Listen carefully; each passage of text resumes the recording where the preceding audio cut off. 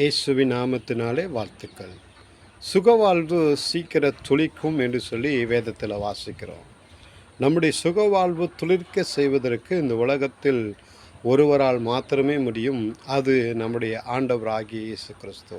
இந்த வாழை மரத்தை பாருங்கள், இது துளிர் விட்டு 3 மாதத்திலே நிறைவான பலனை கொடுப்பது போல நம்முடைய வாழ்க்கையிலும் ஒரு நிறைவான பலன் வர வேண்டுமென்றால் திராட்சை செடியாகி இயேசுவோடு இணைந்திருக்கும்போது நம்முடைய சுகவாழ்வு துளிர்க்க செய்வதற்கு அவராலே முடியும். அவரோடு இணைந்திருக்கும் மரம் என்றைக்கும் பசுமையாக இருக்கும். அந்த மரம் எப்போதும் கனி கொடுக்கிற மரமாக இருக்கும். நாமும் அவரோடு இணைந்திருக்கும் போது நம்முடைய சுகவாழ்வு துளிர்க்கும். நாமும் கனி தந்து அவருடைய வாழ்க்கையில் நன்மையான காரியத்தை ருசி பார்க்க முடியும்.